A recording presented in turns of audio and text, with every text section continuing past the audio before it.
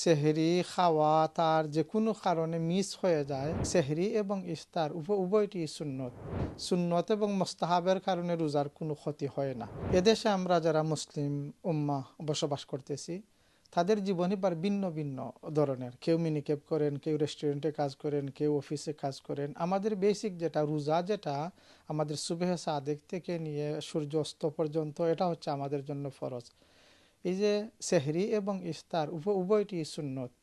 সেহরির সময় যদি সম্ভব হয় আমাদের তাহাজ্জুদ কিছু পড়লাম এবং সেহরি খাওয়াটা সুন্নত।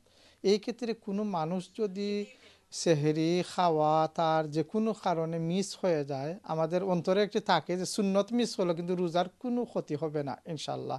কারণ কাজের যে সময় এবং পরিস্থিতি, এটাই আমাদের মূল। রোজার মূল ফরজটা ঠিক রাখলে সুন্নত এবং মোস্তাহাবের কারণে রোজার কোনো ক্ষতি হয় না। এই ক্ষেত্রে আমরা সব মুসলমানকে স্বাভাবিক থাকার জন্য বিনীত অনুরোধ করব, যদি সম্ভব হয় রাত্রে কিছু ঘুমাইলেন, উঠে তাহাজ্জুদ পড়লেন, এরপরে সেহরি খাইলেন।